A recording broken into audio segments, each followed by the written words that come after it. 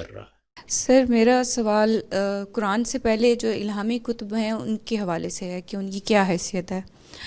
تورات میں کتاب پیدائش میں لکھا ہوا ہے کہ جو عورت کو لیبر پین دیا جاتا ہے وہ اس کی اس غلطی کی سزا ہے جو اس نے۔ کتاب پیدائش میری بہن تورات نہیں ہے۔ میں نے تو بہت وضاحت کے ساتھ برسوں سے بتانا شروع کیا لوگوں کو کہ اب آپ بائبل کھولتے ہیں تو بائبل تورات نہیں ہے، بائبل جوش ہسٹری ہے، یعنی وہ بنی اسرائیل کی تاریخ ہے۔ 1600-1700 صفحے کی کتاب، وہ تورات نہیں ہے، وہ یہود کی، بنی اسرائیل کی یا آل ابراہیم کی تاریخ ہے۔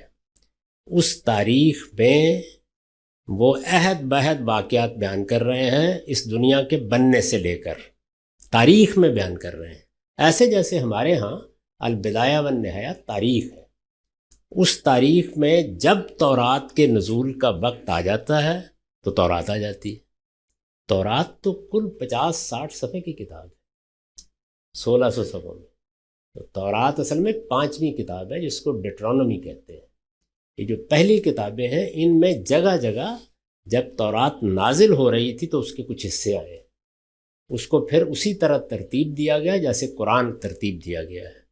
ترتیب دے کے سیدنا موسیٰ نے پھر پوری پڑھی ہے، وہ 5ویں کتاب ہے ڈیٹرانومی، جس کو استثناء کہتے ہیں، وہ ہے تورات۔ اس میں ایسی کوئی بات بیان نہیں۔ تو سر یہ جو اکثر آرگومنٹ ہوتے ہیں ہمارے اور اس پر تورات کے حوالے سے یہ ایسی چیزیں ریفرنس کے طور پر دی جاتی ہیں، تو وہاں پر ہمارا کیا رویہ ہونا چاہیے؟ نہیں، وہ اگر تورات کی ہیں تو اللہ کی کتاب ہے، بڑا فرق ہے۔ اور اگر وہ تاریخ کا کوئی حوالہ ہے تو تاریخ کو ویسے ہی دیکھنا چاہیے جس طرح ہم اپنی تاریخ کو دیکھتے ہیں۔ آپ تاریخ کی اپنی کوئی کتاب نکالیے، البدایہ والنہایہ نکال لیجئے، الکامل نکال لیجئے، ابن خلدون کی تاریخ نکال لیں، ایسے ایسے لطیفے میں آپ کو دکھا سکتا ہوں کہ آپ حیران رہ جائیں۔ تاریخ میں تو سب کچھ ہوتا ہے۔ تورات ڈیٹرانومی ہے، 5ویں کتاب۔ جب بھی کبھی تورات پڑھنے کا شوق ہو، ابھی میں نے یہاں کے لوگوں کو توجہ دلائی کہ تورات کو الگ سے